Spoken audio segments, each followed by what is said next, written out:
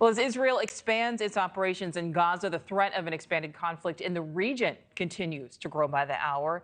And those fears coming amid mounting concerns among some American allies that U.S. military resources are being stretched dangerously thin, not only by the support for Israel, but also for Ukraine. We are joined in Washington by NewsNation correspondents Evan Lambert and Kellie Meyer. Kellie, we're going to start with you.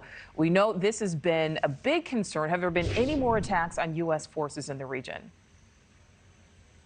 Well, Nichole, the last time we spoke, we knew that there were about 20 attacks on U.S. forces. We're learning just within the last hour or so that there are now these 3 more attacks that we know of in the meantime since President Biden launched those airstrikes in eastern Syria last week. So that's an additional 3 more, bringing the total that we know of now to 23 attacks on U.S. forces. That's following those airstrikes that we saw in eastern Syria, destroying those facilities used by Iran-backed groups that they believe were the ones responsible for these attacks on U.S. forces. Now, what we're watching for now, President Biden returning to the White House here today, his cabinet meeting with officials from Saudi Arabia. Now, this was a previously scheduled visit and meeting with the likes of the Defense Secretary and Secretary of State and National Security Advisor here at the White House. But it comes as this conflict between Israel and Gaza intensifies, as we're seeing the ground operation in Gaza, something that Saudi officials